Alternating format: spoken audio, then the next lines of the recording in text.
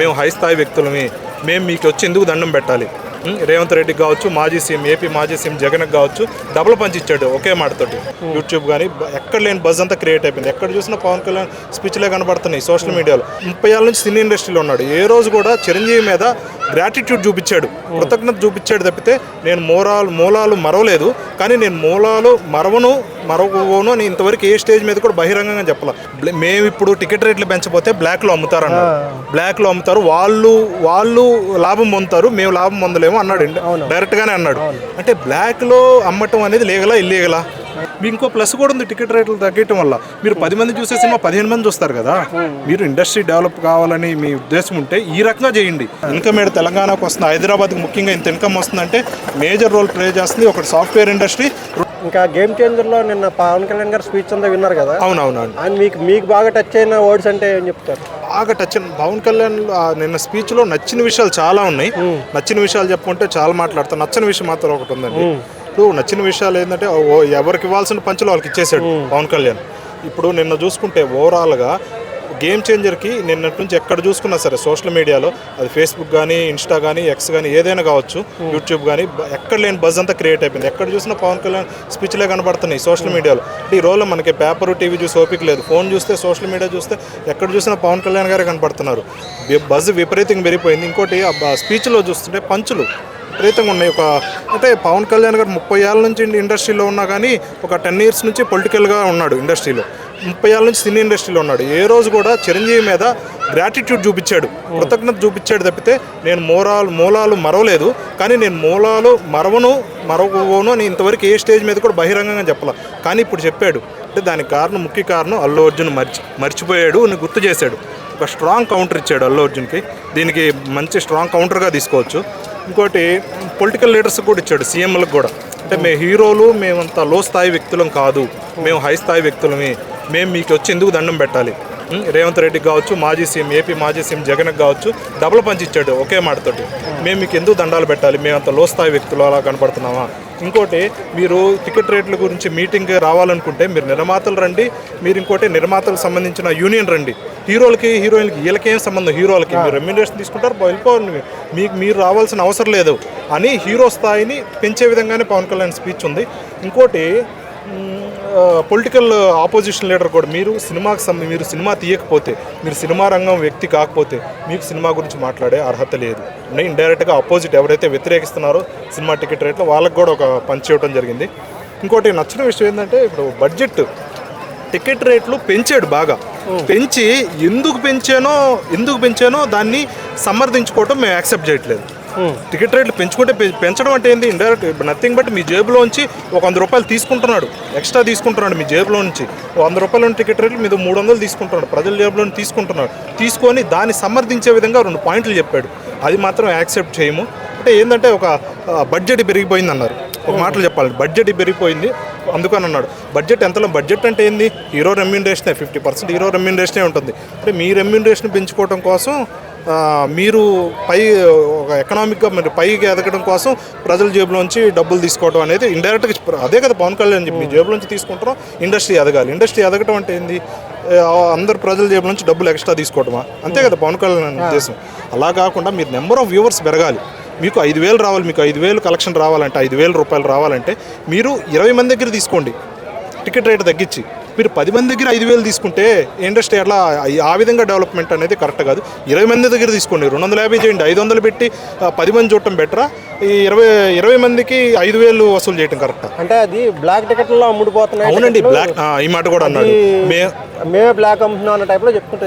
అవునండి, ఇప్పుడు పవన్ కళ్యాణ్ ఈ విషయం కూడా కరెక్టే. ఇప్పుడు ఏమన్నాడు? మేము ఇప్పుడు టికెట్ రేట్లు పెంచకపోతే బ్లాక్లో అమ్ముతారన్నాడు.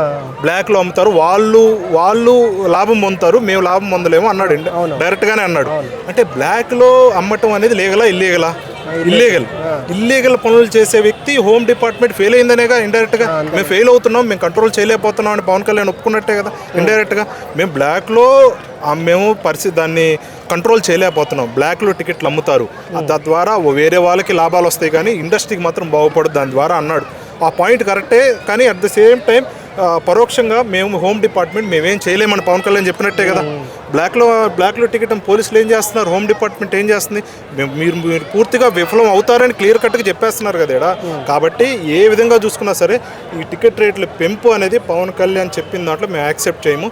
ఆ చెప్పిన పాయింట్స్ కూడా ఇన్వాలిడ్గా ఉన్నాయి, కరెక్ట్ పాయింట్ కాదు అది.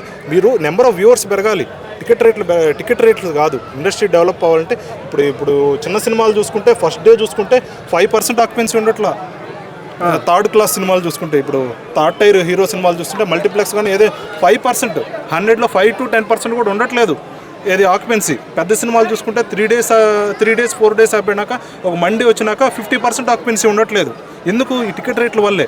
మీ ఇంకో ప్లస్ కూడా ఉంది, టికెట్ రేట్లు తగ్గటం వల్ల మీరు 10 మంది చూసే సినిమా 15 మంది చూస్తారు కదా. మీరు ఇండస్ట్రీ డెవలప్ కావాలని మీ ఉద్దేశం ఉంటే ఈ రకంగా చేయండి. 10 మంది చూసే సినిమాని 20 మందికి చేస్తారండి, 20 మంది చూసేటట్టు మీరు తీసరండి.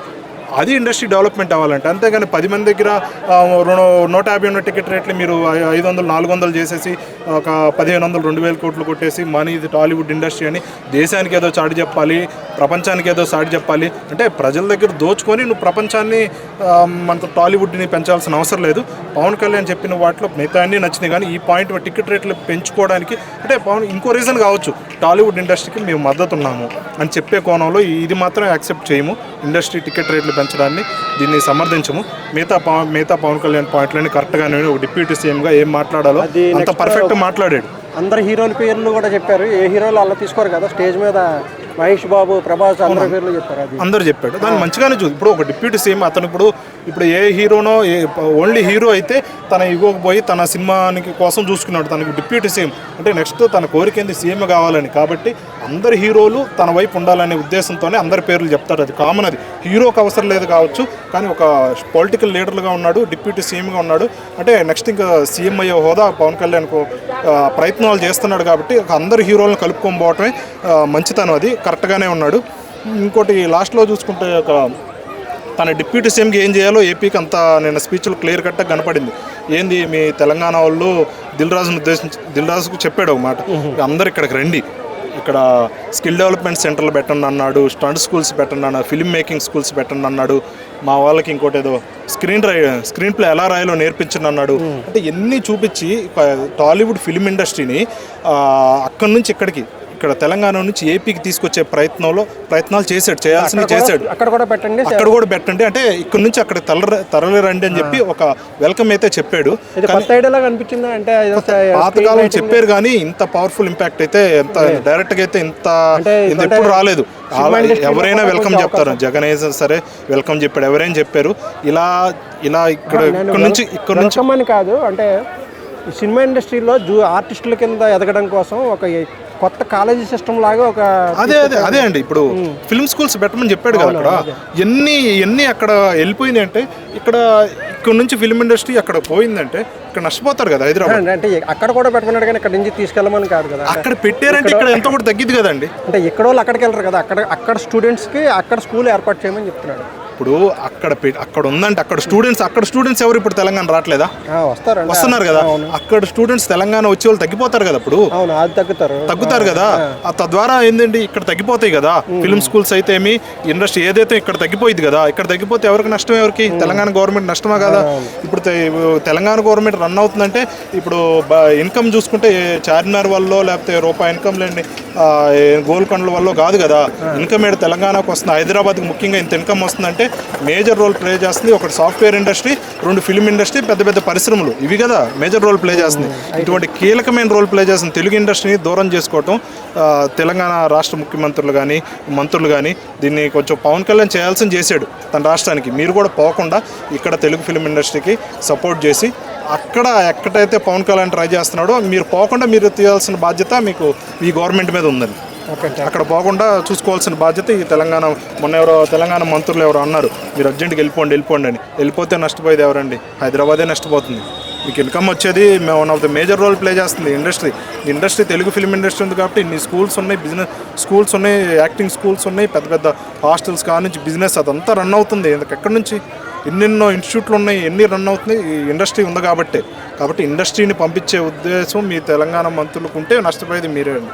అటు పవన్ కళ్యాణ్ చేయాల్సింది చేస్తున్నాడు, అందరిని వెల్కమ్ చేస్తున్నాడు, ఇక్కడ పెట్టమని చెప్తున్నాడు. మీకు పవన్ కళ్యాణ్ డిప్యూటీ సీఎంగా తన రాష్ట్రానికి కావాల్సినట్టుగా ఎలాగా ప్రయోజనాలు ఉంటాయో అటువంటి ప్రయోజనాలు వెల్కమ్ చేస్తున్నాడు. మీరు పోకుండా చూసుకోవాల్సిన బాధ్యత కూడా ఈ తెలంగాణ మంత్రుల మీద ఉందండి. థ్యాంక్స్ అండి.